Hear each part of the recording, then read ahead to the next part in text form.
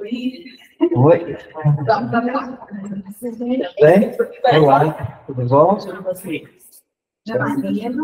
Aqui a Soraya. Tudo bom? Tudo bem? Soraya. Angélica chegou. Quem chegou? Angélica. A Angélica. Olá, Angélica. Boa tarde. Boa tarde, pessoal. Boa tarde, Hernani. E está subindo duas aí. Você já conhece o José Amor? Já tinha vindo aqui? Não tinha vindo aqui. Não? Não. Legal. Olha o Ramon aí. Falou que não vinha. Aí, tá vendo? Olá, Ramon. Tudo bem? Oi, Ramon. Oi, pessoal, boa tarde. Boa tarde, que bom que você veio. Boa tarde, Ramon, tudo bem? Boa tarde, Boa amigos. Obrigado, estou feliz de estar aqui também. Obrigado. Aí, né? Se apresente, então. Fala para nós seu nome, de onde, se você já é de espírito. Sou Janaína, eu já sou espírita, já fazem mais de 10 anos. Eu frequento hoje lá no Vicente de Paulo. Aí eu participo da reunião mediúnica, eu fiz o COEM lá e trabalho na fluidoterapia também às quintas. Que bom. Então você já está no caminho. Já sim. Seja bem-vindo, então, no nosso estudo aqui. A gente estuda, a gente chama NEP, tá? Núcleo de Estudo e Pesquisa do Evangelho.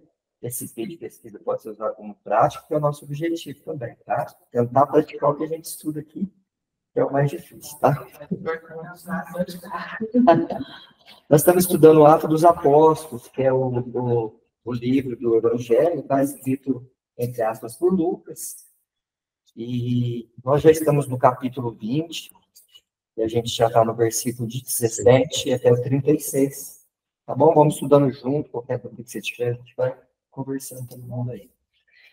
E eu vou pedir para a Soraya fazer a leitura para nós dos versículos. Desde o início, né?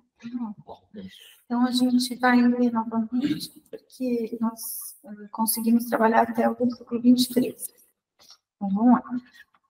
Paulo despede-se dos anciãos de Éfeso.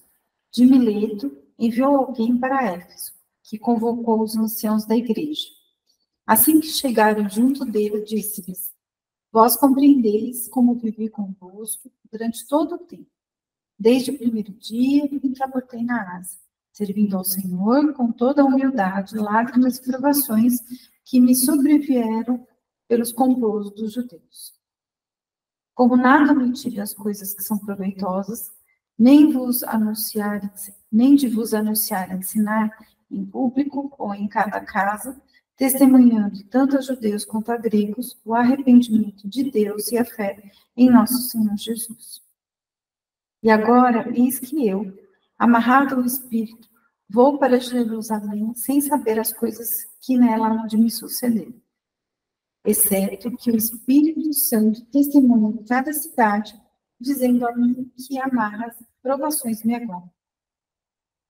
Contudo, em nada considero estimada a vida para mim mesmo, contanto que termine a minha carreira e o serviço que recebi da parte do Senhor Jesus para testemunhar o Evangelho da graça de Deus.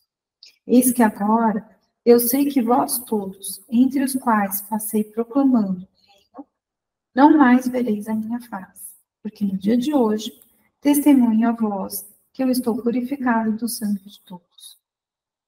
Pois eu não me omiti, deixando de vos anunciar todo o propósito de Deus. Tende cuidado por vós mesmos e pelo trabalho sobre o qual o Espírito Santo vos constituiu vigias, para apacentar a igreja de Deus, a qual ele adquiriu mediante o próprio sangue. Eu sei que depois da minha partida, lobos ferozes entrarão em vosso meio, não poupando o rebanho, e que dentre vós mesmos se levantarão varões, falando coisas pervertidas, para arrastar os discípulos atrás deles.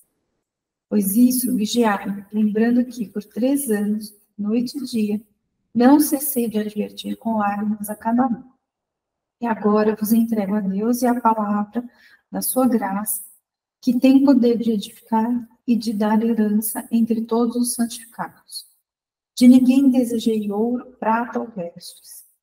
Vós mesmos sabeis que estas mãos serviram às minhas necessidades e às dos que estavam comigo. Em todas as coisas vos mostrei que, labutando dessa forma, é necessário socorrer os fracos, lembrando as palavras do próprio Senhor Jesus, que disse: mais bem-aventurado é dar que receber. Dizendo estas coisas, tendo posto no chão os seus joelhos, orou com todos eles.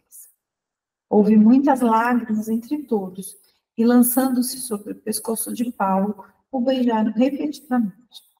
Aflitos, especialmente pela palavra que dissera, que estavam prestes a não mais contemplar a face dele, e o acompanharam até o navio. Então vamos lá, gente. Vamos refletir um pouquinho sobre esses versículos. Nós já estudamos que o objetivo de Paulo agora, nesse momento, né, ele está na segunda viagem, tá? Ele já tinha feito uma viagem de toda a Ásia, levando a palavra do Evangelho, também para gentios, porque até aquele momento, apenas os judeus eram reconhecidos como dignos da palavra de Jesus, né, do Evangelho. Mas quando Paulo realmente tem aquela revelação na estrada de Damasco, ele percebe que o propósito do Cristo é muito mais do que isso, né? É levar o Evangelho para toda a humanidade, até para aqueles que não eram judeus. Então ele faz toda aquela viagem na Ásia, por diversas cidades, por ilhas. Depois ele volta para Antioquia, tem aquele momento daquela questão com os próprios apóstolos, da dificuldade. Volta novamente para a segunda viagem, agora com outros amigos, né? No caso do Bernabé, que seguiu na primeira viagem, foi para outro lado, João Marcos também. E ele agora, mais com Silas, com Lucas, faz essa segunda viagem também, reforçando aquelas cidades que eles já haviam passado e levando o evangelho mais acima ainda, para outras cidades que eles não haviam passado. Chega na Grécia, que na Grécia é o único lugar que ele não consegue montar uma comunidade de cristãos lá, porque todo lugar que ele passava, ele sempre montava uma igreja, né? Ou uma comunidade, mesmo que seja pequena. Mas na Grécia não consegue. Então ele vai para Éfeso, fica um tempo em Éfeso. Em Éfeso ele consegue uma comunidade muito forte, mas ao mesmo tempo ele também é rechaçado de lá, porque ele começa a bater de frente com os deuses daquele povo, né? Aquele povo, muitos viviam do comércio daquelas estátuas, daquela veneração toda. Então ele é expulso de lá. E com isso, e agora ele traça o objetivo dele para ir para Roma, que o sentido dele, né, a vontade dele era disseminar o evangelho em Roma, que Roma ficava muito em cima e era um passo muito fácil para ir para a Espanha, para outros países. Mas nesse momento ele recebe uma carta de Tiago, falando que a igreja está passando por um momento muito difícil em Jerusalém, onde foi a primeira igreja do cristianismo, lá na Casa do Caminho, e que ele precisava voltar, porque ele tinha toda a influência para poder decidir algumas coisas lá. Então, ele reconhece essa necessidade e com a ajuda de alguns amigos, né, principalmente Lucas e Silas, e uma pequena caravana, eles se propõem, então, a voltar para Jerusalém. Só que já sabendo que seria a última viagem dele, por algumas sonhos que ele tivera com Estevão, com Abigail, ele sabe que ele não volta mais para aquelas cidades. Então, ele começa a fazer uma despedida. Ele faz uma caminhada de 20 quilômetros até chegar em Trode, né? Aliás, de Trode em Mileto, né? Conversando com aquelas pessoas e reforçando toda essa necessidade do evangelho, da vivência do evangelho mesmo. E quando chega em Mileto, ele agora pede para chamar os anciãos da igreja daquele momento, que eram as pessoas mais velhas, mais respeitadas, que ele queria passar algumas informações que ele sentia que era muito importante naquele momento, para reforçar realmente essa necessidade da implantação e da vivência do evangelho.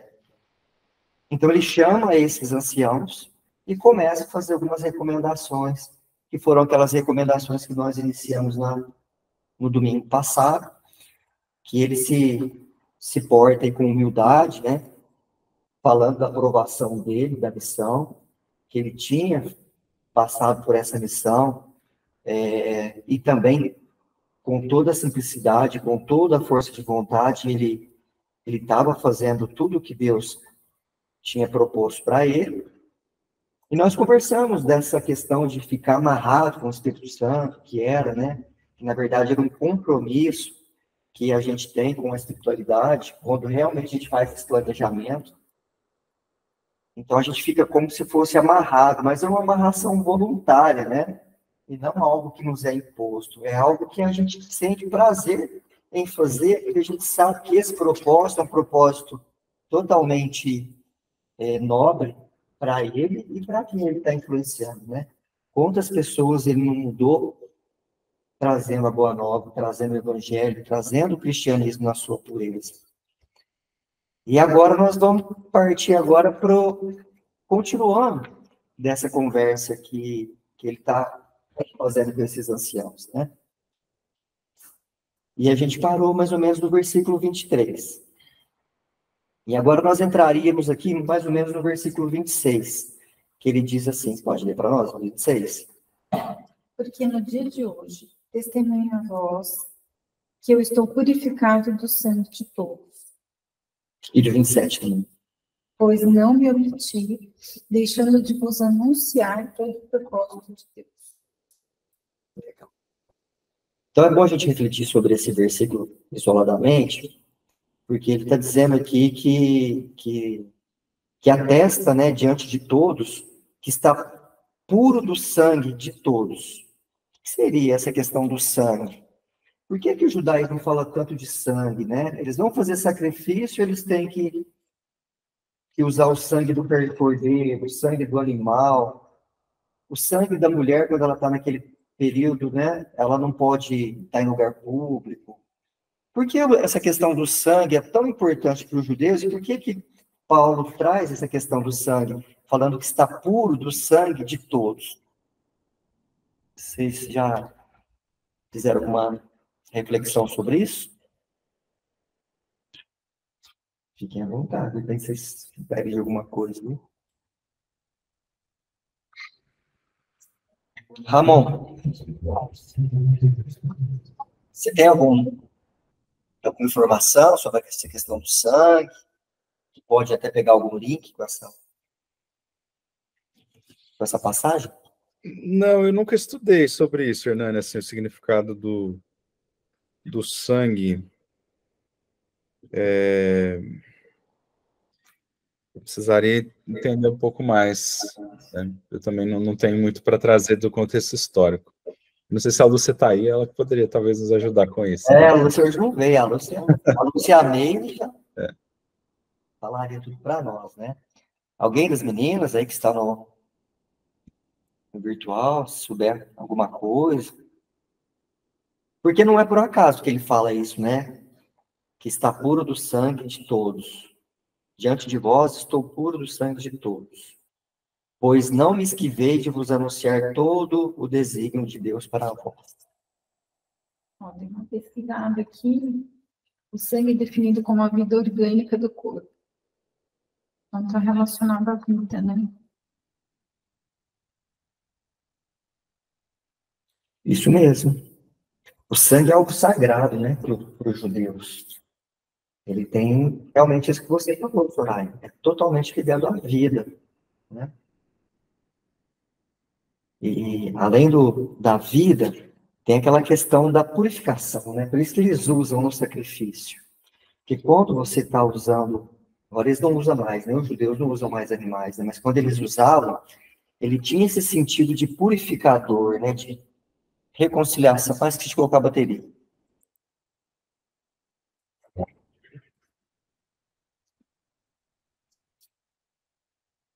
Só falta muito trazido, hein?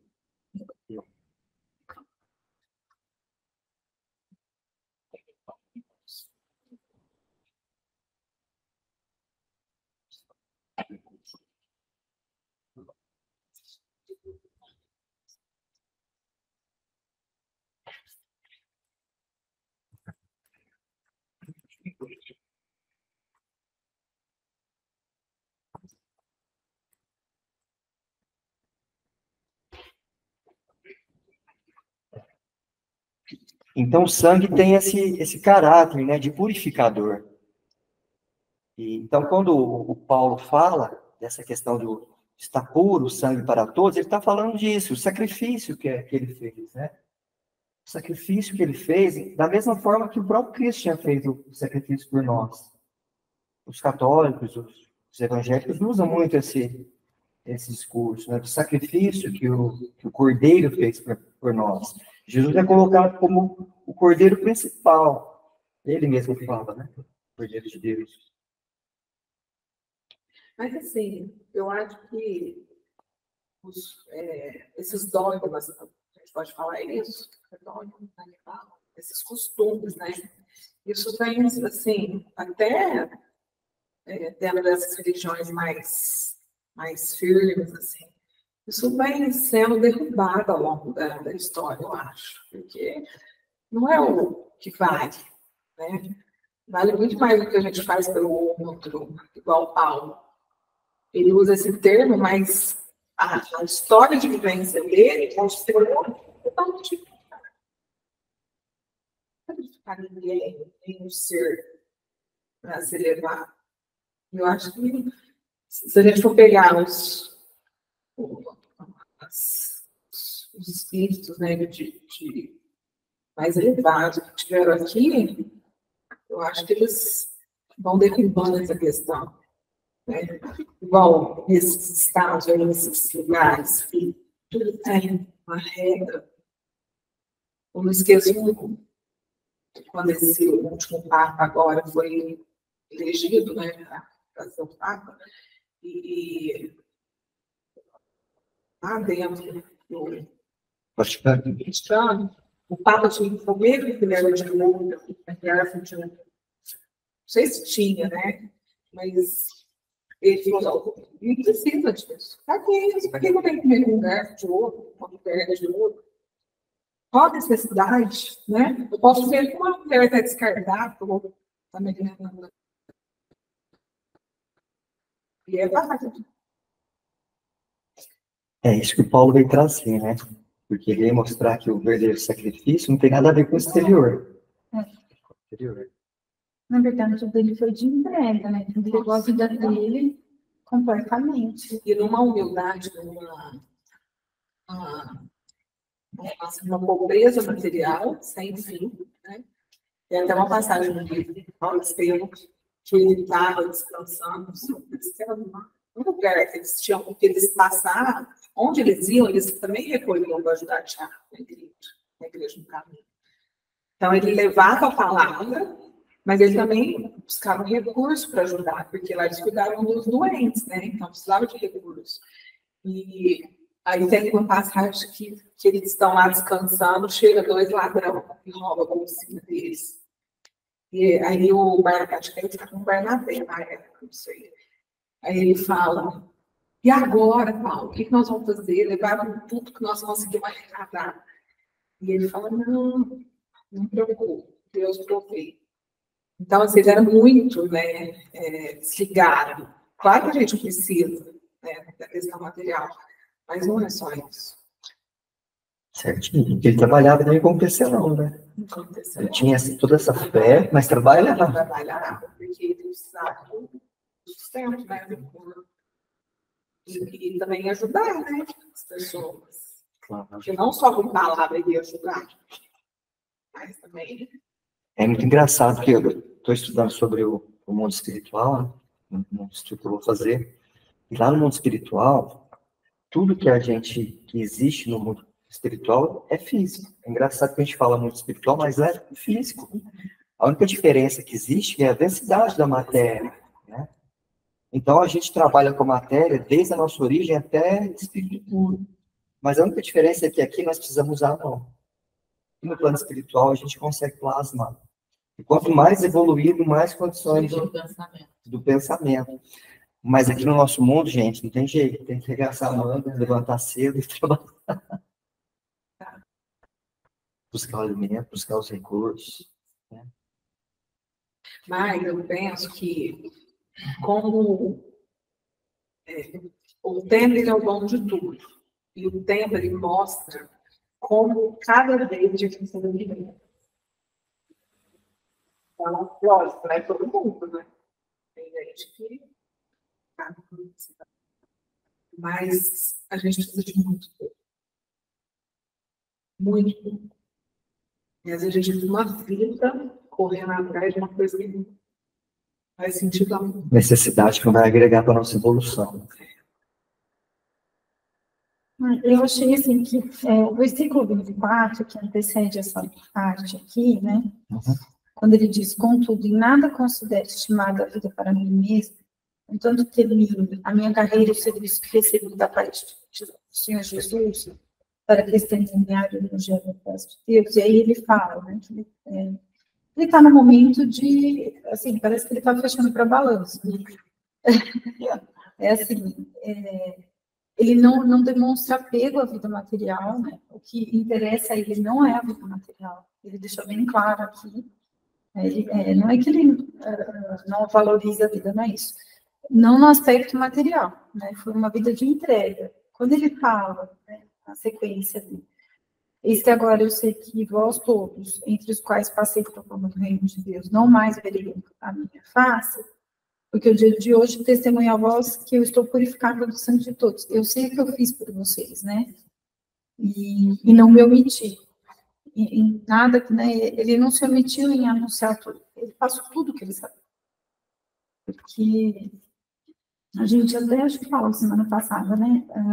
Existem pessoas que quando dominam determinado... A gente vê muito isso nas religiões, né? Algumas pessoas acham que detêm determinado saber e que se acham acima, né? Em um status diferente, assim. E ele não se achou nessa condição. Aqui está bem claro que ele se colocou igual a todo mundo, né? Eu não me omiti. Tudo que eu podia, eu compartilhei com todo mundo.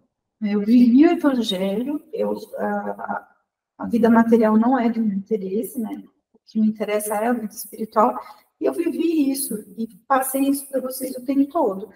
Acho que é muito forte, assim, a hora que ele fala isso. Ele sabe o que está acontecendo, ele sabe que o tempo dele está acabando, e ele fecha para balanço, e ele faz esse balanço junto com os seus amigos. Né? E por onde ele passou, né? A maioria dos lugares tem lugar com mais resistência, outras não. E onde ele passou, ele deixou uma sementinha. Isso é o mais importante. Porque mesmo ele sabendo que ele está indo, né? Ele está indo para o fim, ele sabe, o corpo vai falando, né? Mas ele tem certeza que será dado continuidade. Tudo que ele fez, todo o sofrimento, tudo que ele passou, né, na história dele, ele consegue deixar a sementinha. Que é a sementinha que a gente vê até hoje.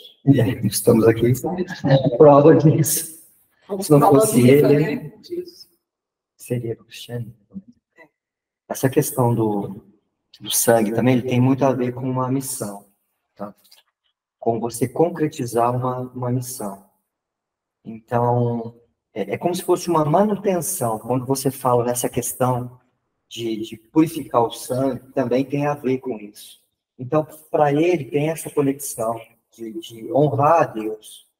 Quando eles falavam isso, eles tinham essa questão da honra que eles tinham para Deus. E era assim, ó, os judeus, principalmente Paulo, que era um doutor da lei, eles sabiam o Antigo Testamento, que era o Pentateuco, as leis mosaicas, de cabo a rabo. Já viu quando tem algum orador espírita? Vou dar um exemplo, Simão Pedro de Lima, de Patrocínio de Minas Gerais. Ele sabe todas as questões do livro dos Espíritos. Então, ele está fazendo a palestra dele, aí ele está falando, estou falando sobre Jesus, aí ele já menciona a questão 625 do livro dos Espíritos, que ele já vai fazendo um link. Os estudiosos daquela época eram desse jeito. Então, o que acontece? Paulo, quando está fazendo essa menção aqui, que estou puro do sangue de todos, ele está fazendo uma menção a um profeta que chama Ezequiel. Deixa eu ver se é Ezequiel. Aí, esse versículo diz assim, ó, quando Paulo diz que está limpo do sangue de todos, ele está fazendo uma menção a esse Ezequiel, no versículo 33, capítulo 6. Nesse versículo, Ezequiel diz que ele é um atalaia, ou vigia, sobre toda a casa de Israel. E se ele não avisar os ímpios de seu caminho ímpio, o sangue dos ímpios estará sobre a sua própria cabeça. No entanto, se ele avisar os ímpios e eles não se desviarem do seu caminho ímpio, seu sangue estará sobre eles. Mas Ezequiel terá salvo sua alma. Aí diz aqui, portanto, quando Paulo diz que está limpo do sangue de todos, ele está afirmando que cumpriu sua missão como divulgador do evangelho. Ele não negligenciou sua responsabilidade de advertir as pessoas sobre o, entre aspas, pecado, né? E ensinar o caminho da salvação em Cristo. Então, ele está remontando toda a missão dele de trazer as palavras para nós, né? Para quem não era cristão ainda. E ele está dizendo, tipo assim, ó, da forma que Ezequiel, eu estou trazendo para vocês tudo que eu aprendi. Se vocês não aprenderem, eu fiz a minha parte. Foi igual você falou, eu coloquei a semente, pelo menos. Agora, cabe a vocês frutificar ou não. Da mesma forma que Ezequiel tinha feito lá no Antigo Testamento. Então, olha como para vocês verem, como, por isso que ele usa esses termos aí, que eram típicos do judaísmo daquela época, né? E a gente, às vezes, acha assim, nossa, mas que é algo meio estranho, mas existe todo um contexto por trás disso tudo, né? Ramon, você levantou a mão aí? Fica à vontade. Eu dei uma olhada aqui no chat GPT, ele explicou o que você acabou de falar, e então, na verdade, é como se fosse uma introdução para o que ele vai falar agora. Ele está levantando para os anciãos a responsabilidade que eles têm de manter a chama acesa, de manter o trabalho continuando, né? Porque aí nos próximos versículos ele vai falar, olha, vai surgir gente aí dentro dos grupos falando bobagens, né?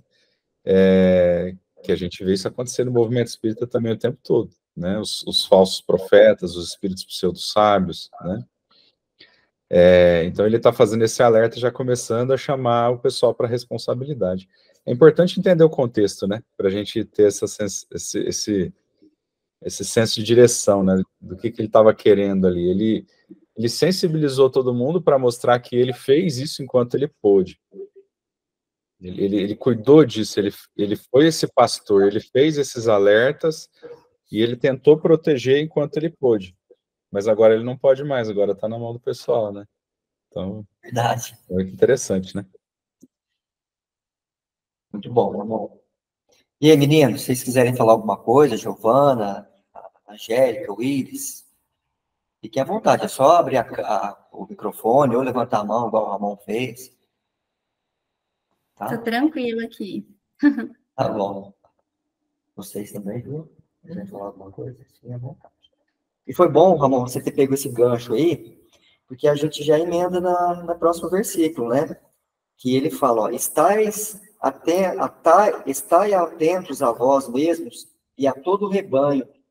Nele o Espírito Santo vos constituiu guardiães, para apacentar a igreja de Deus, que ele adquiriu para si pelo sangue do seu próprio Filho. Olha como que está aí, Soraya, no 28. Tá assim, tende cuidado por vós mesmos, pelo rebanho sobre o qual o Espírito Santo vos constituiu vigias, para apacentar a igreja de Deus, a qual ele adquiriu mediante o próprio sangue. É uma advertência, né?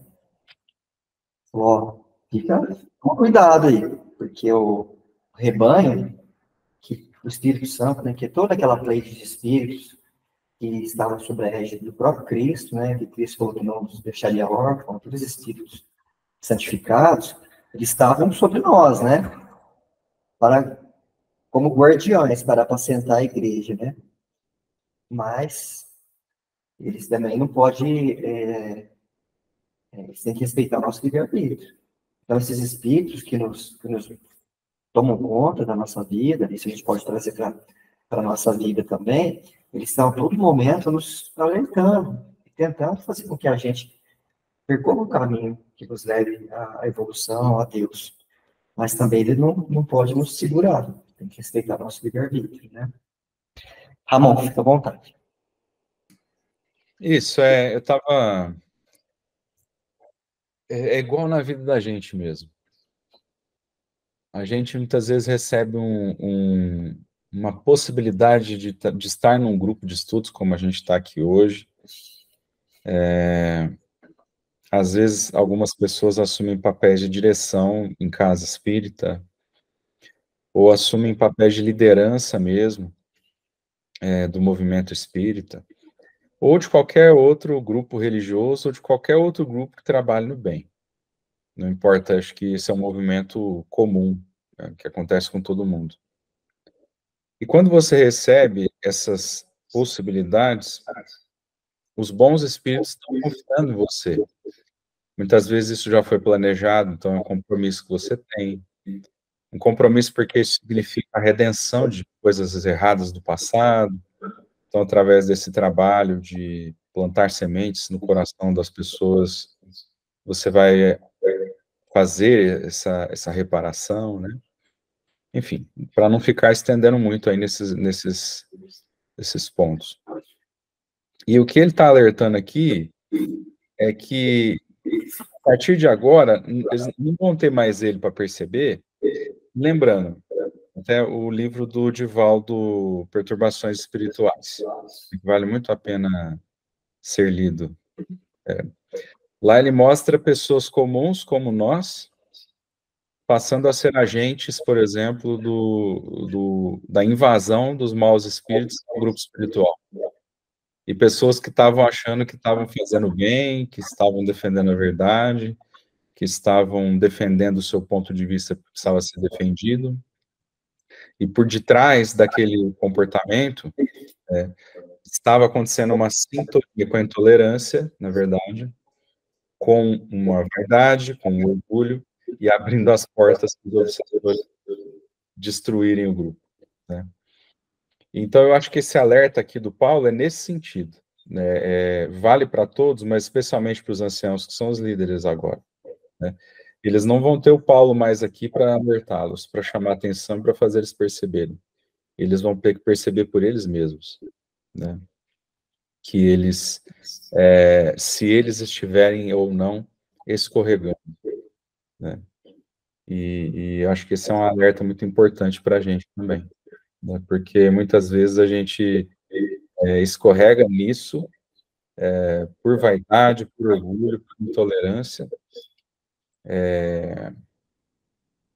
sem perceber, né? Está fazendo a coisa certa. Eu acho que esse alerta está recheado disso, essa parte aí do Paulo, que o Paulo falou aí. Sem dúvida. Interessante que ele fala isso mesmo, né, Ramon? Estai atento a vós, que seriam os anciãos, e a todo rebanho, a todo mundo. Então, ele está falando para quem é líder e para quem não é líder. Porque um simples escorregão que um ali possa derrapar, né, tem consequências graves para todo mundo. Eu estou lembrando, Hernani, da passagem que o Paulo brigou com o Pedro em público, aquela coisa toda. E se a gente for analisar pedacinho por pedacinho do que aconteceu ali naquele momento, a gente vê uma influência espiritual muito pesada, muito, muito patente, né? E o próprio Paulo deixando isso tomar conta dele, o próprio Barnabé também, né? Então, imagino assim que nesse momento aqui ele estava lembrando de tudo isso, né? Da nossa fragilidade, da fragilidade do grupo que ele estava deixando.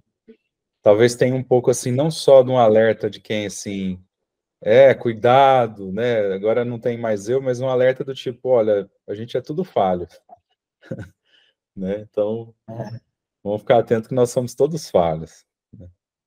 Verdade. Não um alerta moralista, né? O bonito de Paulo é isso, parece que ele passa algo da vivência dele, né? Não só palavras soltas ao vento. Que às vezes, a gente conversou isso, né?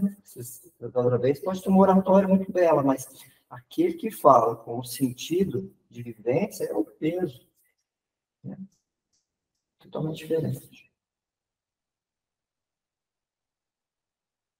Soraya, lê o 29 também, que vai ser assim, ó, uma continuação, né? Interessante. Eu sei que depois da minha partida, lobos ferozes entrarão em vosso meio, não poupando o rebanho. Pode ler o 30 também? Isso. E que dentre vós mesmos se levantarão varões falando coisas pervertidas, para arrastar os discípulos atrás deles. Ele tá, ele tá falando, ó, cuida, vigia, porque vão ser assediados, né, o tempo todo. E que sempre tem, né? Quem entre nós, assim, sempre acontece.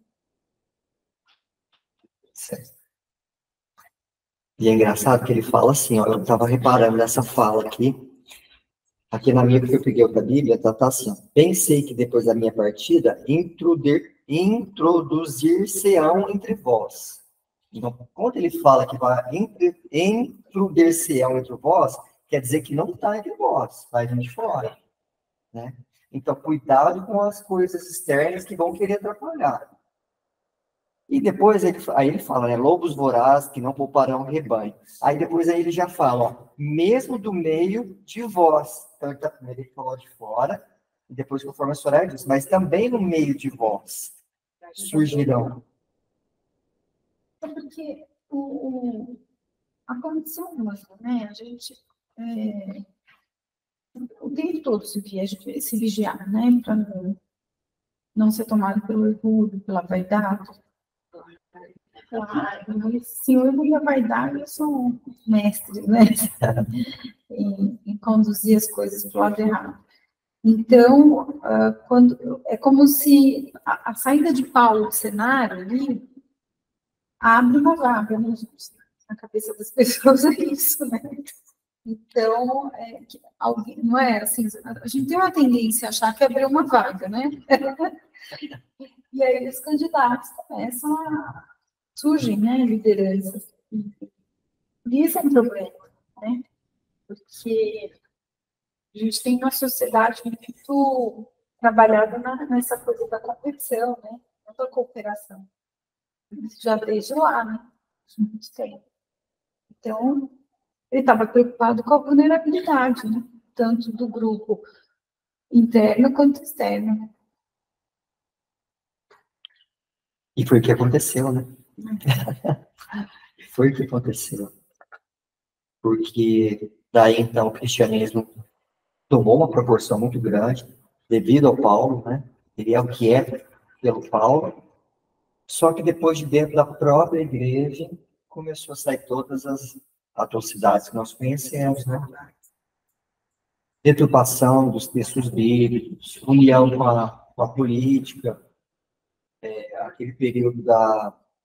Como é que fala lá, gente? Da igreja lá, teve as queimou nas fogueiras, da Inquisição. Então, quer dizer, veio de fora, com certeza, né? Muitas entidades. Mas,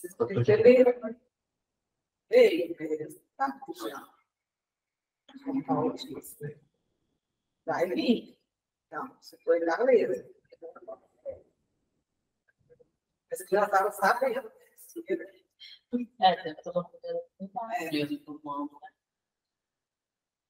A falta de informação, né? De tudo.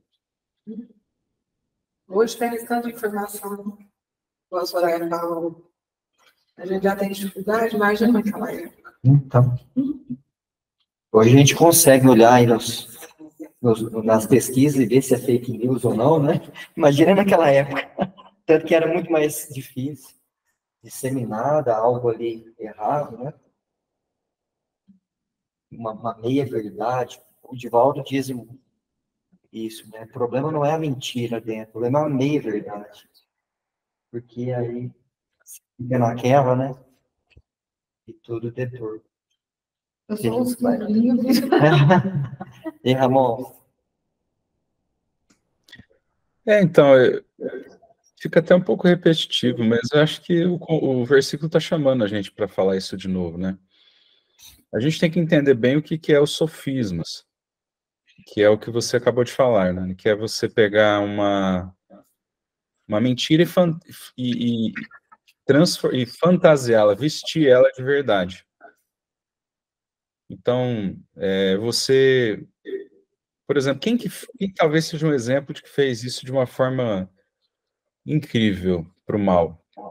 O Hitler.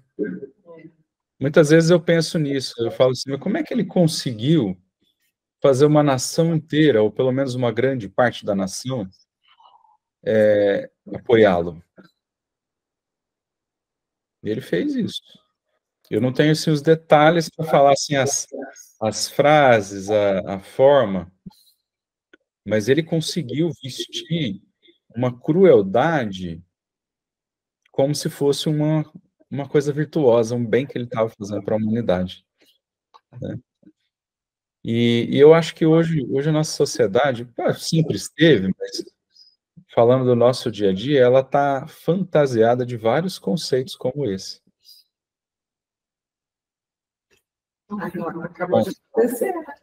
Oi? O Putin lá foi reeleito. Ah, sim. Isso. Isso você sabe, olha só, para mim também, eu penso como você. Eu também acho que o Putin não deveria ser reeleito, por exemplo, né?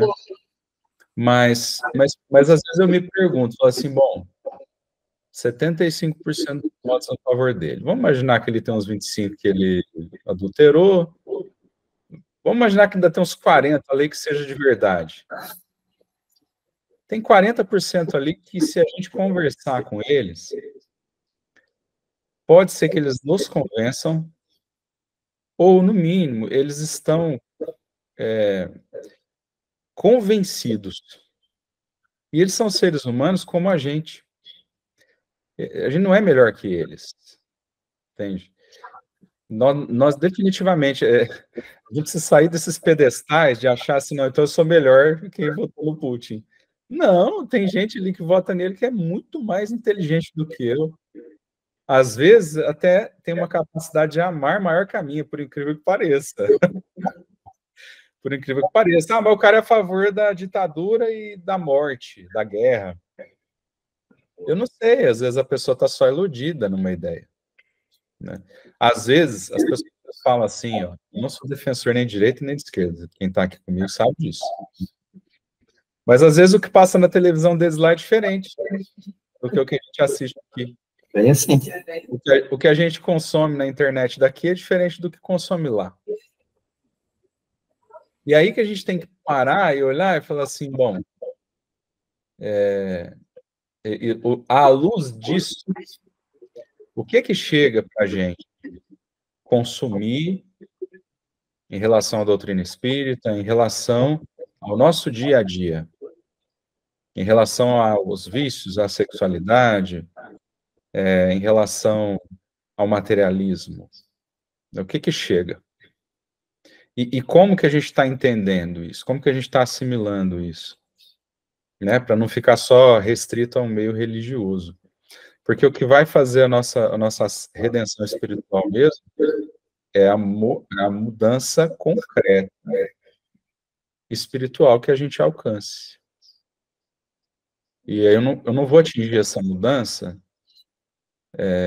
continuando fazendo as mesmas coisas. Mas a sociedade pede para a gente continuar fazendo as mesmas coisas. Ela pede. E é através desse movimento de sofismas. Não, tem tudo a ver, ué, porque a gente está estudando aqui, Ramon. E tem a questão do ponto de vista também, né? Qual que era o ponto de vista do Colombo, né? Qual que era o objetivo dele? Era altruísta? Agora, se dos reis lá eram outros, aí cada um vai arcar com a sua consciência individual ou coletiva, né? Quando Paulo traz essas recomendações aqui, tanto para os anciãos quanto para o rebanho, é da mesma forma. Se vocês conseguirem manter acesa essa chama do evangelho, os frutos que vão surgir disso aqui vão ser maravilhosos. Mas se vocês deixarem entrar nesse banquete aí, coisa estragada, aí vai estragar tudo. E depois vai ser difícil voltar, né? Como realmente foi. Eu vou dar um outro exemplo para você, desculpa, Hernani, que acho que vale a pena, lembrei aqui agora. Eu realmente acho que a gente está amadurecendo psicologicamente enquanto sociedade. A gente tem hoje acesso a ideias, a conhecimentos que nunca a gente teve. Os nossos pais não tiveram, pode até ter agora, mas não tiveram. quando foi a infância deles, a juventude deles, até mesmo durante a nossa infância.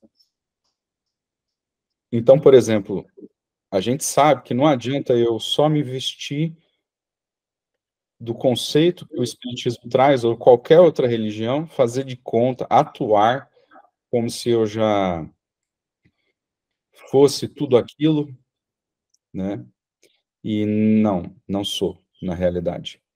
Então, a gente já amadureceu ao ponto de perceber e entender isso aí, né?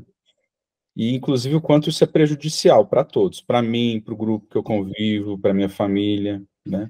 A autenticidade é muito importante. Então, estou fazendo essa introdução porque esses dias também outro amigo me mandou me copiou uma publicação do Instagram, né? E aí ele passou e eu comecei, é um negócio de energia quântica, um negócio assim. Eu não tenho nenhum tipo de rejeição, não. Tem muitas coisas interessantes aí, muitas mesmo.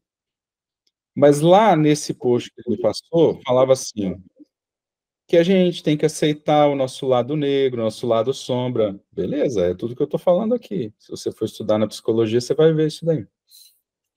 E aí estava escrito assim, então viva o seu lado sombra mesmo. Se entrega mesmo. Então, Em outras palavras, era o que estava sendo dito. Então, é assim, eu não tenho que reprimir ao ponto de me enganar, que eu não tenho certas tendências, de não reconhecê-las, de não compreendê-las. Eu tenho que acolher elas dentro de mim, e a partir daí eu vou conseguir mudar. Mas, por outro lado, me entregar e me esbaldar nelas por conta disso, aí já é a entrada desse sofismo que eu estou falando, entende?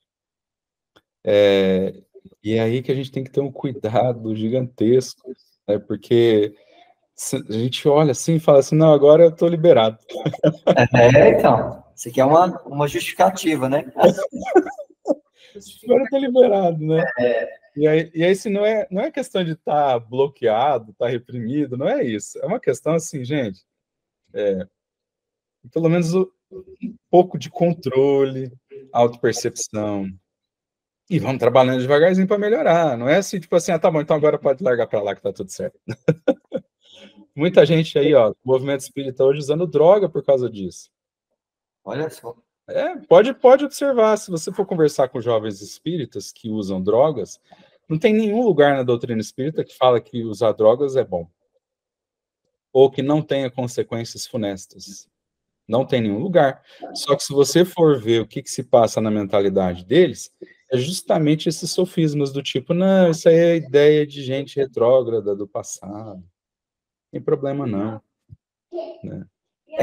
Quantos discursos a gente não ouve dessa natureza, né? Não, maconha não é droga, não. Isso. No meu trabalho, eu ouço quando as pessoas são presas, né? E o juiz pergunta, usa droga? Aí todo mundo fala, usa maconha. Aí, quando ele não usa maconha, ele começou pela maconha. Então, ela foi uma escada, né? Então, às vezes, coloca-se uma coisa na cabeça, né? Ainda mais os jovens que estão começando ali aquela mentalidade, como se fosse uma coisa normal. Não, isso aqui é natural, é da própria natureza. Tá? Faz até remédio, não está tratando com isso hoje. Então, a gente tem que tomar cuidado com isso aí, Ramon. Muito interessante você falar isso, que é um alerta para todo mundo. Para nós também, que somos adultos, às vezes, são colocadas algumas coisas para a gente como se fosse normal. Mas e aí, essas pessoas que trazem, elas têm a noção da imortalidade da alma? Elas têm noção que nós colhemos o que plantamos? Né? De tudo isso que o Espiritismo nos traz, tirou esse véu, né? E as consequências disso? E o perispírito, como é que fica? Né? Assim, é uma coisa, eu acho que o Ulisses quer falar, eu já te passo a palavra, Ulisses. Eu não estou nem falando para a gente ser moralista, não estou defendendo. Sim, sem dúvida. Eu realmente acho que a gente tem que levar a doutrina com mais leveza, e essa geração está ensinando isso para a gente, e a nossa própria vida também está ensinando, porque dá muita ansiedade, dá pânico a gente ver que a gente não consegue ser desse jeito. Né? A gente não consegue ser perfeito que nem a gente estuda. Né? Então a gente tem que realmente falar assim, não, peraí, eu não sou perfeito ainda não, eu tenho que me aceitar do jeito que eu sou. Respira, Tá tudo bem, né? Respira, vai no seu tempo, vai no seu passo. Puta, eu acho que a gente tem que aprender isso, né? Sim. Agora, daí a falar assim, não pode usar droga que não dá nada não, pode se suicidar que não dá nada não, né? Pode, aí é que, entende ou não? É aí que a gente tem que tomar muito cuidado, não é? Certo? Faz sentido para vocês? O Wilson quer falar aí, né? Isso, fica à vontade. Não, que a gente estava falando, algumas vezes eu já escutei, inclusive, não só a respeito só da droga, até argumentos de pessoas, quando você fala do excesso da bebida alcoólica, que hoje também está muito complicado, pessoas querem falar, até Cristo bebia, eles querem falar esse negócio do vinho e tudo, a pessoa que quer justificar as coisas, e assim, muitas das vezes também a pessoa quer justificar o erro dele apontando o erro dos outros, certo? E essa história também de fazer as coisas no seu tempo tá certo, mas tem que tomar muito cuidado para não ficar também como uma fuga, né? Como uma desculpa para não fazer nada. É isso que... É isso mesmo. Bem lembrado, viu, Luiz? Eu acho que Paulo estava querendo, dentro daquela realidade, né, falar isso para nós, né, dos cuidados que nós devemos tomar. Mas eu queria... só trazendo assim, por que estou trazendo isso? É o exemplo concreto de como que o sofisma poderia entrar. É claro que o sofisma vem para outros temas diversos, né? São temas... variados. Sabe lá Deus que tipo de sofisma o Paulo estava preocupado que ia aparecer naquela hora, né? Mas só para a gente entender aí essa questão aí, para a gente olhar no fundo de cada um de nós, que tipo de sofisma está tendo acesso ao nosso mundo íntimo, e muitas vezes, o que a gente está levando adiante também. Passando recibo. Certo? Mas ainda bem, Ramon, que o Paulo aqui, ele traz um alento no nosso coração. E quando ele diz assim, lê o 31 aí, por favor, e o 32. Por isso, vigiai, lembrando que por 3 anos, noite e dia, não cessei de advertir com lágrimas a cada um. E agora vos entrego a Deus e a palavra da sua graça. Oi, gente, desculpa interromper, mas um carro branco que está aqui na frente, HB20, é de algum de vocês? A luz está acesa. Ah, tá bom. Obrigada. Vai lá, só a bateria. E agora eu vos entrego a Deus e a palavra da sua graça, que tem o poder de edificar, de dar dança entre todos os santificados. Olha aqui, ele mais uma vez, ele coloca o seu próprio exemplo. Quando ele fala aqui, por isso vigiai, lembrando que por 3 anos, noite e dia, não cessei de advertir com lágrimas a cada um, só que lembra muito pai e mãe, né? Não cessa de advertir, de sinalizar que acho que a gente sempre tem essas referências na vida, né? De alguma maneira. As advertências vêm, mas existem processos que são nossos, né? Que ele tenta, de alguma maneira, servir como exemplo vivo, mas a escolha de cada um, entendeu? E ele coloca aqui,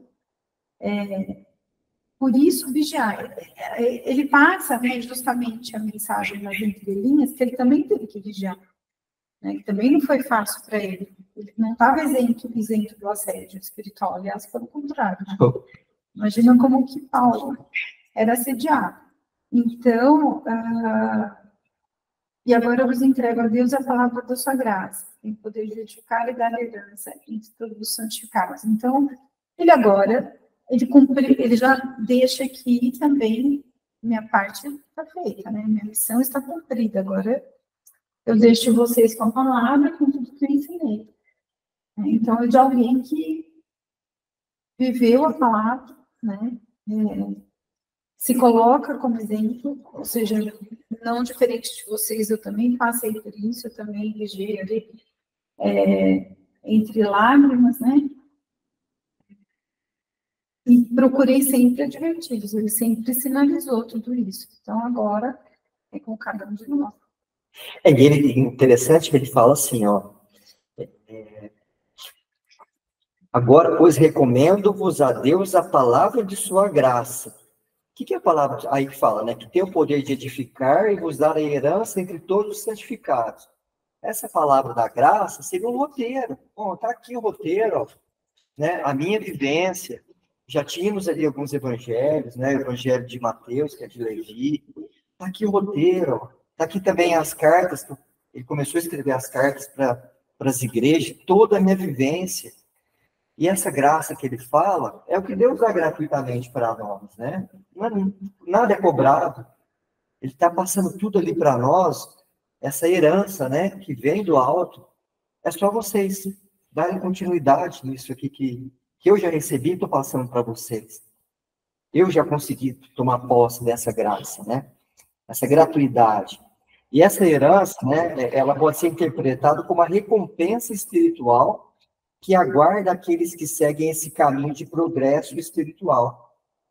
E essa herança inclui não apenas a vida eterna após a morte física, mas também as bênçãos espirituais e a paz interior que os indivíduos podem experimentar enquanto trilham o seu caminho espiritual na Terra. Então, a gente acha que essa graça é algo que eu vou utilizar lá na frente, quando eu estiver morto, quando você julgar. Não, a partir do momento que você tem posse de todo esse banquete divino, você já está usufruindo disso. Né? Você está vivendo toda aquela luz ali. Aí ele fala também, essa herança também pode ser vista como a realização espiritual e a proximidade com Deus, que são alcançadas por meio da prática dos ensinamentos de Jesus e do serviço altruísta ao próximo. Então você consegue como essa graça, né? Pela vivência também, no auxílio ao próximo. Não é só você pegar aquilo ali e falar, nossa, eu estou com tudo essa herança divina que eu descobri aqui, que Paulo me passou, né? Que eu deixei para vocês. Não, você tem que disseminar agora. Eu recebi um presente, recebi esse celular. É de graça. Então deixa eu fazer algo por alguém, né? É isso que Paulo está falando com eles. A gente conseguir passar isso para frente. Porque herança é isso. É algo que você deixa, né? Para as pessoas usufruírem e aquele que tem consciência multiplica. E não só usar, né? E aí, faz sentido para vocês? Giovana, Angélica? Ah, o Ramon está com a mão levantada também. O pessoal quiser falar primeiro, não tem problema não. Pode Professor. falar, Ramon. Então, sabe como eu interpretei, Hernani, aí todas essas... Eu não consigo falar o significado de cada palavra aí, que eu acho que tem bastante aí no contexto judaico, histórico aí para entender, né? Sim. Mas olhando assim, ó, quando a gente pega alguém, independente se é uma pessoa culta ou não, né? Uma pessoa letrada ou uma pessoa iletrada.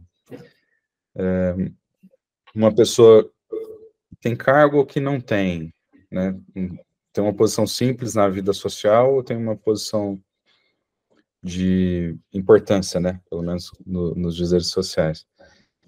A gente percebe que quem tem esse movimento de autenticidade, de modificação íntima, de um esforço e de um avanço na capacidade de amar, na capacidade de aplicar a caridade na sua vida, na fraternidade, o perdão. Ou seja, quem vai avançando nesse passo a passo, a gente percebe um envolvimento espiritual diferente. A gente percebe, parece que a pessoa tem um negócio que brilha, que vibra dentro dela. Eu lembro sempre, eu tive uma fase aí fora do espiritismo, né? Faz até tempo que eu não falo disso, mas quando eu cheguei no centro de volta, me encantava aquelas senhorinhas que não tinha, às vezes, um estudo, não falava, não tinha aquele falar erudito, mas elas me tocavam com tanto amor que elas tinham para passar a lição do evangelho que elas estavam comentando. E eu não queria parar de ouvir elas. Era o que eu tinha sede, né? Na minha alma que se sentia culpada por tanta coisa, ouvir elas me acalentava o coração. E por quê? por causa do sentimento que vibrava dentro delas, que vibra, mas principalmente também por causa do envolvimento espiritual que elas alcançam por causa desse sentimento. E eu creio, não é porque elas são perfeitas e puras, mas talvez elas tenham um movimento de ser bem autêntica, assim, tipo, olha, eu sou o que sou. Eu sou o que sou, me aceito, mas me esforço para amar. Me esforço para ser mãe de mais gente, né? E aí ganha essa herança, entende? Porque os bons espíritos, eles suportam a gente. Lembra aquela historinha da intenção, né? Você erra sem intenção ou erra com a intenção. Você tem o conhecimento ou você não tem. Seu olho ainda não enxerga. Então, o nível consciencial que você está fazendo de errado pesa muito no erro que você cometeu, né? E no caso, quem está fazendo esse movimento e está agindo em congruência com o que já se é, ganha todo esse aparato espiritual. E eu acho que era isso que ele estava dizendo ali. Eu não vou estar aqui mais, né? Mas vocês vão ter esse amparo espiritual. Vocês já tem, né? Essa herança seria esse amparo espiritual que vai dar proteção, vai dar inspiração. Eles vão conseguir muitas vezes até curar. A gente vê tantas passagens de cura, de desobsessão, né? Certamente eles estavam conseguindo fazer tudo isso. Mas dependeria do quê? Desse movimento íntimo de cada um, que iria abrir as portas para essa herança, que seria o suporte dos bons espíritos, ou ao contrário, né? Seria abrir a porta para o processo da influência negativa, né? E que nos versículos anteriores. É por isso que ele começa com vigiar, né? Porque ele fala vigiar, mas se vocês vigiar, a graça e a herança vão ser isso que você falou, né? Agora, se não vigiar, aí você tem que arcar com as consequências. E a gente precisa, assim, por exemplo, muitas vezes a gente olha e fala assim, o Paulo é o Paulo. O Paulo tinha o suporte espiritual porque ele era um missionário, né? Eu também acho que ele tinha um puta de um time aí, né, de peso, né? Também acho, longe de nós nos compararmos. Mas todos nós podemos ter também esse amparo espiritual. E acho que essa é a principal lição, se a gente fizer esse movimento verdadeiro, profundo, né? Mas eu não vou ser que nem o Paulo. Não, seja o que você dá conta, faça o seu melhor, né? Você vai ver que isso já é muito, né? E muito no sentido, assim, da atração que você ganha, né? Atração de bons espíritos, de boas energias, né? De boas influências. E né? como a gente tem condição de fazer isso? Muitas vezes a gente não se atenta a isso. E ele não sabe que tem. É só você trabalhar isso. A gente tem poder pelo a gente precisa. Está tudo em nós. Mas precisa atrair mais influência positiva. Mais espírito bom. Porque do mesmo jeito que tem os bons, tem os maus. E o livro dos Espíritos nos fala, quando você fala isso, dá uma tristeza de vez em quando, porque ele fala assim, basta um pouquinho de esforço. Um pouquinho. Um pouquinho de esforço. Um pouquinho de esforço. Mas eu acho, sabe assim, eu penso muito sobre isso. Não que a gente seja melhor, mas a gente ter consciência já é um caminho. É muito bom ter consciência. Às vezes, diante de um acontecimento, de tudo que está acontecendo, a gente sabe, mesmo que ele não pratica. Mas é que o Ramon falou, com a Tá consequência errado. vem a responsabilidade. Esse que é o peso da balança. Né? Porque aquele que é ignorante vai ser levado em conta a ignorância dele. Agora, eu fico só lembrando do moço do Uber. Aí. Eu vou do moço do Uber, eu sempre lembro. Ninguém sabe o que está falando. É isso que a gente está falando. Às vezes a pessoa, o peso da ignorância, para ele, vai ser diferente daquele que já tem uma consciência. Ele também vai ser cobrado. Você está sabendo que você está fazendo uma coisa errada, você está nisso. Muda, melhora. Difícil, né? Soraya, é legal já ter. Desculpa. Um outro... Oi? Pode falar. Não, outro exemplo prático, assim, se eu escutava lá, resgatando o meu retorno, eu tô lembrando das coisas que eu aprendi lá naquela época. Eles falavam assim, quando você ajuda alguém, a gente pensa só no bem que a gente vai receber, às vezes, de Jesus, né, do nosso espírito guardião, por exemplo. Mas tem que pensar que aquele espírito que você está ajudando, aquela pessoa, ela também tem um anjo da guarda. Então, Né? Aquele anjo da guarda dela vai ficar muito feliz com o que você fez de bem, né? E com certeza ele vai trazer bênçãos para você, né? Alguma ajuda, ele vai auscultar, vai ver assim, o que esse irmão está precisando, eu quero retribuir a esse bem que ele fez aqui, né? Então, assim, a gente falou dessa herança, da influência dos bons espíritos vindo de retorno para a gente, nessas coisas pequenas, né? Por exemplo, em casa, eu não sei como é na casa de vocês, eu acho que não deve ser muito diferente, a menos quem vive em apartamento, condomínio, né? Mas bate as pessoas na porta, e vem uma pessoa que vem aqui sempre, né? A gente vê que é um usuário de drogas e tudo mais. E eu dei dinheiro algumas vezes, depois eu parei com dinheiro, e agora eu sempre dou um alimento, pelo menos um alimento, alguma coisa eu dou. Só que, assim, o ímpeto da gente, a hora que você vê que é ele lá da câmera, lá da campainha, é falar assim, ai meu Deus, essa pessoa de novo aqui, não é possível. E aí vai, às vezes você tá corrido, você tá com outras coisas e tal. E aí qual que é o exercício, assim, que nos cabe, né? Pelo menos que eu tenho refletido para mim. Vou lá, olho nos olhos dele, falo, e aí, tudo bem?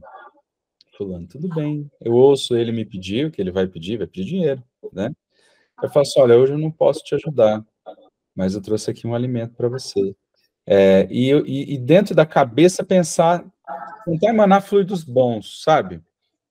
Coisas pequenininhas, sabe? Atos singelos, com pessoas normais, pessoas do nosso convívio, pessoas do nosso dia, né?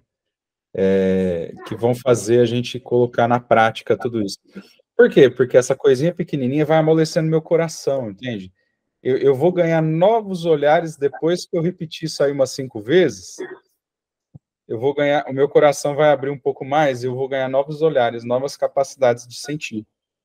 Então, às vezes, a gente fica esperando assim, aquele momento solene, importantíssimo, para a gente colocar e fazer que nem o Paulo. Não, isso aí nós não vamos dar conta de fazer, né? Mas aquele ato pequenininho, diante de uma experiência pequenininha, repetidamente, aí vai abrindo esses canais.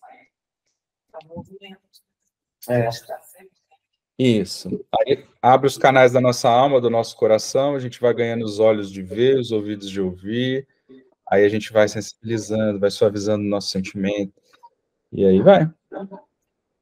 Muito bom, isso mesmo. Alguém quer fazer algum comentário em cima disso que o Ramon falou, que é muito interessante. De começar pelas coisas pequenas, né? Mas já não pensar grande, não dá conta. Então, aí se frustra e para. É pior, né? Não, o problema é que estudar para aquilo. Ainda tem isso também. Faz. Ele vai. Janaína? Isso. Janaína falou algo interessante, porque o pouquinho que eu faço, e o pouquinho que você faz, você e todos nós, juntando, nós somos muitos, né? Tem aquele exemplo de uma vara, né? Se você quebrar uma vara, é fácil. Mas se você quebrar 10, é muito difícil. Então, quando a gente une esse pouquinho, a gente faz muito, né? Muito, muito bom ter lembrado disso. E aí, pessoal, quer fazer algum comentário? Perto disso? As meninas aí estão quietas, Antônio, Vives. Aproveitando o comentário do Ramon, uma vez eu passei uma situação que eu fiquei muito sem graça. Aqui na minha casa moram 2 pessoas, né? Eu e meu marido, e às vezes eu faço a comida para a semana e às vezes eu erro a quantidade, acaba na quinta e eu tenho que comprar marmitex para comer sexta e sábado. E vem pessoas, já vieram pedir aqui, eu falei que eu não tinha, realmente, eu não tinha mesmo. E a pessoa achou ruim comigo. Chega que eu venho almoçar em casa tal, e aí a pessoa acha ruim. Então, às vezes, a pessoa está acostumada a pedir. Quando alguém fala que não tem, a pessoa não acredita. Tem essa É, questão também, e não era uma mentira, né? legal. É verdade, né? E é do coração, às vezes a gente não tem aquele recurso no momento.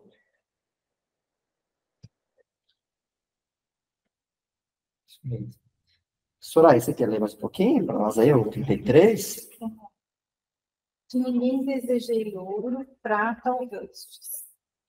Vós mesmos sabeis que estas mãos serviram às minhas necessidades e às dos que estavam comigo. Em todas as coisas, vos mostrei que, labutando dessa forma, é necessário socorrer os fracos, lembrando as palavras do próprio Senhor Jesus, que diz: mais bem-aventurado dar que receber. Eu li todos porque eu acho que tem um personagem. Ele, na verdade, ele mostra mais uma vez o desapego material dele. Ele nunca foi atrás, nunca esteve atrás disso, né? O que ele buscava era outra coisa. Sempre o trabalho dele foi perceber as suas necessidades e aquilo que mais estivesse com ele. Né? Então, ele trabalhava para ele e para os fracos, que o forte tem que proteger. É obrigação, não é caridade. Nossa obrigação é quem é mais forte tem que proteger o fraco. E ele enfatiza isso de uma maneira muito segura. Então, melhor dar que receber. Então, se você tem mais força, você ajude quem não tem. Então, eu acho que ele enfatiza mais uma vez que ele está sacrifício mesmo. Ele não ganhou nada, naturalmente falando. Né? Ele deixa o mundo do jeito que ele ganhou. E ele mostra, eu achei interessante que ele fala assim, ó, mostrei que é afatigando-nos assim que devemos ajudar os fracos. Ou seja, tem o limite das suas forças. Né? Não é você um pouquinho, não, faça com vontade de fazer. O Espiritismo nos fala isso, né? Qual que é o limite do trabalho? O limite das suas forças. Mas o trabalho no bem, tá, gente? E às vezes a gente também está falando do trabalho. Você vai trabalhar até morrer lá. Trabalho no bem.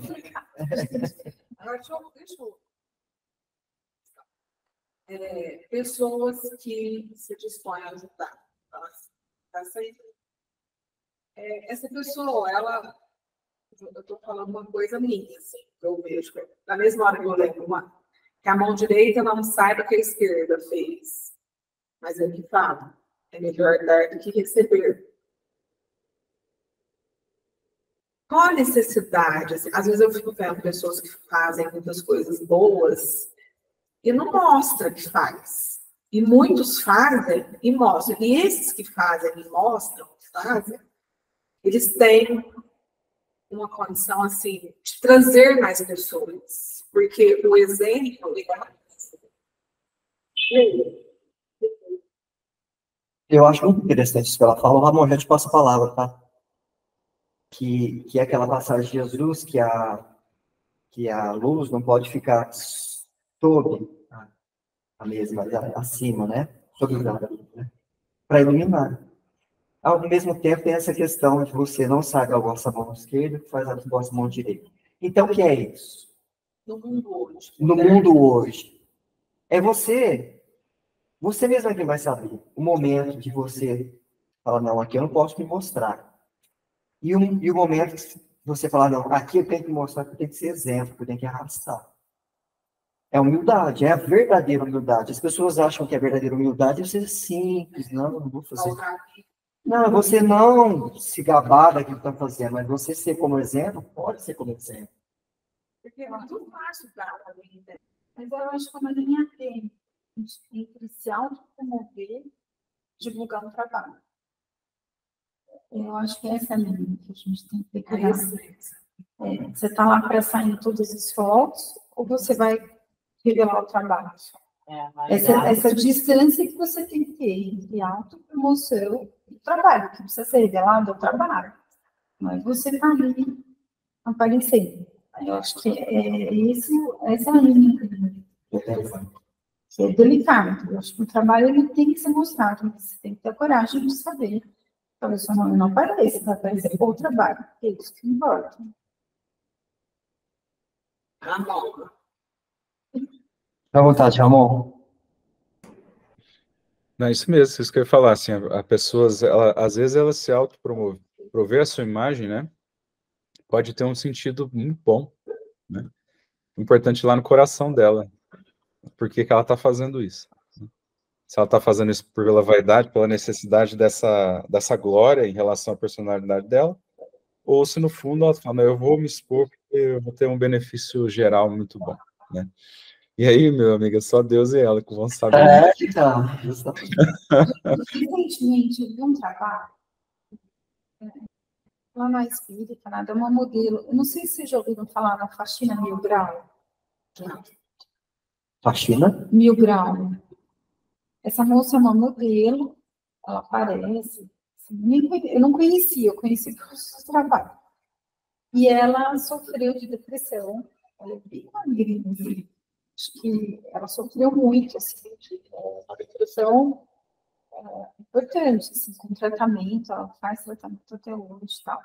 E, de repente, ela entendeu que uma forma dela curar essa depressão era encontrar pessoas nessa mesma condição e que não conseguem cuidar de si mesmos e nem da própria casa. Então, a casa vira uma casa de acumulador, tem rato, barato, tudo que vocês puderem imaginar. Vocês procurem depois no YouTube, Faxina Mil Grau. Eu acho que vale a pena. E ela vai lá, uma modelo, gente, assim, tudo. Ela vai e ela limpa a casa da pessoa inteira. Mas é uma limpeza que vocês não têm noção do que é. Eu choro quando ela tá muito acima, assim. É uma coisa linda, porque ela faz aquilo, mas ela não humilha, ela preserva a imagem das pessoas. E ela convida outros a participarem.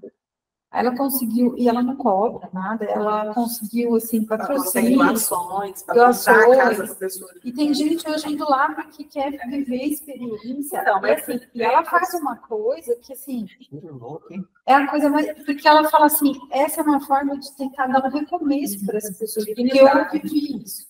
Que legal. Então, isso é um entendimento do que esse outro está passando, assim, ela faz uma breve história, assim, essa pessoa, assim, a pessoa nunca aparece. E a casa, assim, gente, é do teto, e é do teto ao chão, né? Casinhas muito então, mas grandes. nesse caso dela, por exemplo, a divulgação disso é muito importante, porque é engraçado que ela faz de uma maneira que ela não vira a bambambam, ela faz de uma maneira que ela está em cena. É uma habilidade de comunicar lindamente, assim, que ela faz, e sensibilizar as pessoas para quem tem esse movimento. Nossa, para mais pessoas, para esse movimento, mas sem vangloriar. Sem vaidade. E ela deixa, você vai vendo a cena, assim, você fala, gente, você imagina uma pessoa que está naquela condição, de, assim... Compartilha com nós eu vou compartilhar. Dela, é uma coisa horrorosa. A gente lembrar. Eu fico imaginando, a pessoa não consegue mais cuidar de si, assim.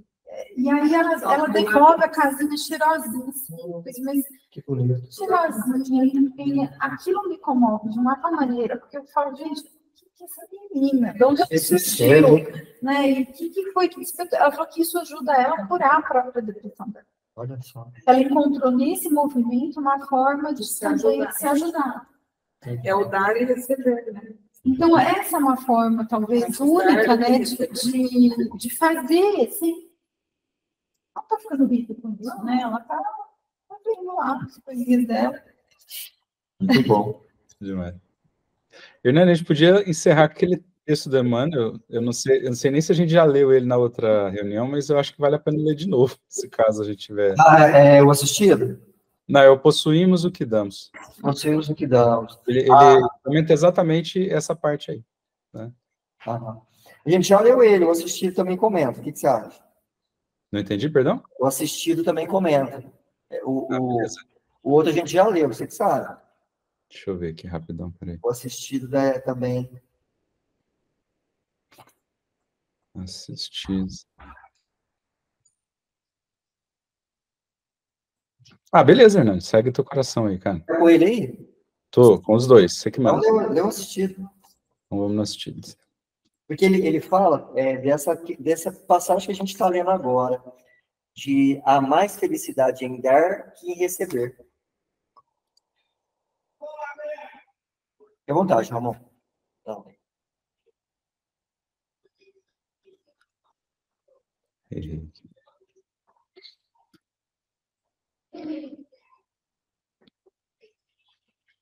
Está no livro Caridade, o alimento do corpo e da alma, capítulo 22. O assistido. Diante daqueles a quem socorres, não admitas que a caridade seja prerrogativa unicamente de tua parte. Enumera os bens que recolhes daqueles a quem amparas. Habitualmente doamos aos companheiros necessitados algo do que nos sobra, deles recebendo muito do que nos falta. É preciso não esquecer que da pessoa a quem assistimos, obtemos benefícios substanciais, como sejam a verificação de nossas próprias vantagens, o conhecimento das responsabilidades que nos competem à frente dos outros, o aviso salutar com relação aos deveres que nos cabem na preservação dos bens da vida, a paciência com os nossos obstáculos e males menores, o ensinamento da provação com que somos defrontados, a aquisição de experiência, as vibrações de simpatia, o auxílio que recebemos para sustentar mais amplo auxílio aos outros, o consolo nos sofrimentos que porventura nos fustiguem, o crédito moral que se registra a nosso favor na memória dos espíritos encarnados e desencarnados, que amparam a criatura em crises e em preços maiores que os nossos. Serve a benefício dos semelhantes, tanto quanto possas e como possas, em bases da consciência tranquila, sempre que encontremos o próximo baldo de equilíbrio, espoliado de esperança, sedento de paz ou cansado de angústia, nas tríladas do cotidiano, porque a caridade é sempre maior nos dividendos para aquele que dá. Por isso mesmo, temos no Evangelho do Senhor a advertência inesquecível: mais vale dar que receber. Atos 20, 35.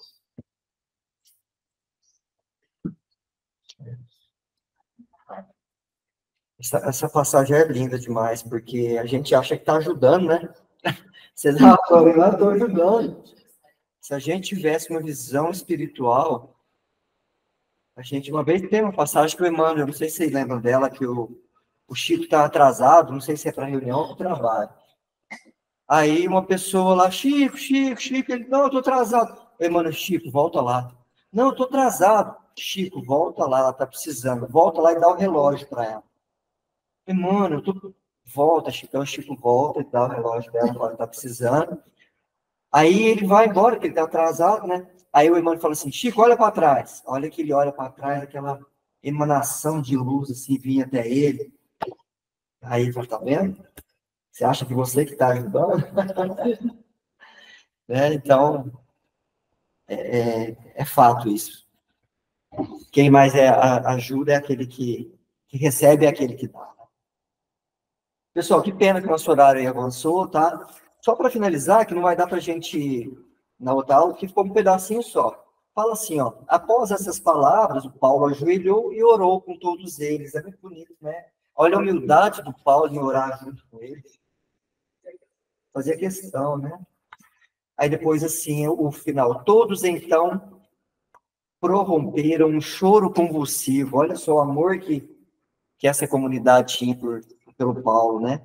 E lançando-se ao pescoço de Paulo, beijavam-no veementemente, aflitos, sobretudo pela palavra que dissera, que não mais haveriam de ver a sua face, e acompanharam-no até o navio.